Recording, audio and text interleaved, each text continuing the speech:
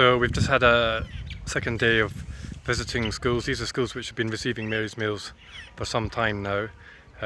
We visited one in a place called Debrecen, and it was great to see that the programme is running so smoothly there. We also met this amazing lady called Asqual Halamari, who told us the story about how she and her family had to flee into the hills behind the school during the conflict.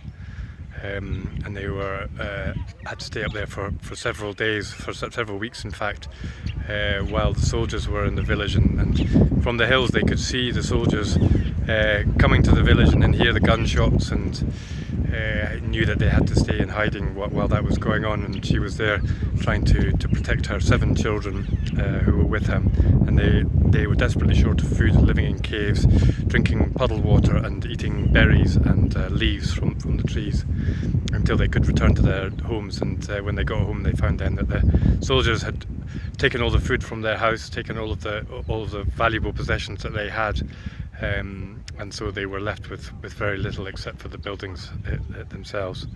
But they are all doing well, they are safe, the children are now back in school and receiving Mary's meals, and she spoke very passionately about how important those meals were for her children. And then we visited another village called Debrecen, and that was great again to see that the programme is back up and running there, but also we could see very clearly the signs of the conflict, the damage to the school buildings.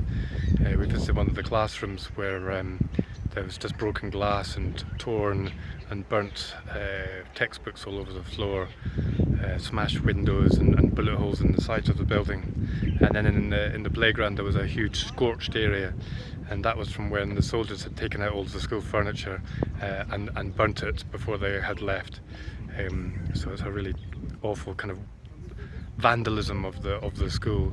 That means that many of the children are now sitting on the floor for their lessons, but they're being fed every day, and the schools were telling us about how there was quite a number of children that were suffering malnutrition at the school, but they are now receiving Mary's meals and doing much better. And they were saying that there's maybe still 60 or 70 students that are suffering quite serious acute malnutrition, but that would be several times higher if it wasn't for the school feeding programme, and they hope that those children will recover soon.